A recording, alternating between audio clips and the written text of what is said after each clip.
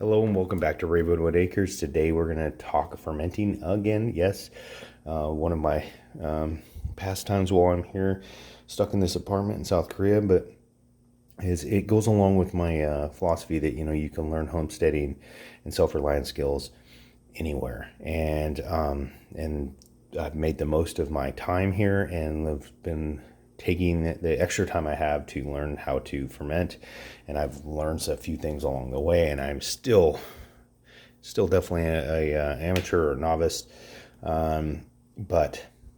so my original video where I talked about the easy fermenter kit from Nourishing or Nourished Essentials. Let me double check that. Yep, Nourished Essentials. I'll put a link for that video here in this video.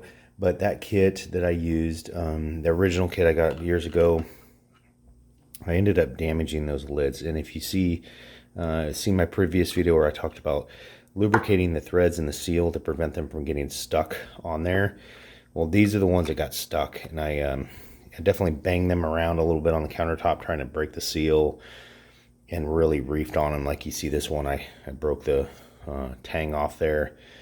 So they definitely don't hold up to that type of abuse. And I didn't realize they had cracks in them until after I had a batch of basically sauerkraut go. Didn't seem like it was fermenting right. Something was wrong. It was in a cabinet, so I didn't notice the cracks until I pulled them out one day with the kitchen light on and noticed the cracks. And I was like, oh, that's why I couldn't get the vacuum pump to suck the oxygen out. So those ones are trash, but I just saved them here to show you guys. But they work really good for what I got them right here. I'm doing this is carrots, jalapenos, garlic cloves, and some pickling spices. That ought to be really good. Those have been in there since the 20th of March, so over 2 weeks now. They ought to be delicious. Can't wait to try them. And then for my birthday, which was last month, is a 2-liter crock made by Humble House. It's a sauerkraut or sauerkraut crock with a standard water seal on the top. As you can see there, you see that ring in there. You put a little bit of water in there. When you put this on, it basically helps seal it and allows it to vent as needed as gases vent off. But works really good. Put that on the countertop. Over 2 weeks, did a cabbage sauerkraut ferment.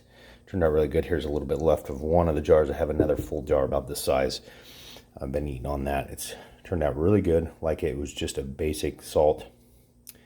Nothing extra added to that. And I'll try some other recipes with this crock the next batch around. So, oh, and then one other tip. These are the ones that come with the easy ferment. And I always have trouble getting them out of the jars, the glass weights. I tend to use like a paper towel or, a clean washcloth or whatever, reach down there and get enough friction to be able to pull them out with them slipping. I'm always worried they're going to slip and fall and break the glass and make a mess and, destroy your ferment. I found these ones on Amazon. I'll put the link down below. I don't remember the brand name, but they just, I think they work a lot better. I've seen some with it above, but then you lose space, and especially if you're using smaller jars like I was doing with these, that becomes an issue. So if you have any questions, put them down below. I appreciate y'all watching. Don't forget to like, subscribe, and follow us at our other social media links in our website, theravenwoodacres.com. Oh, and don't forget, have a great day.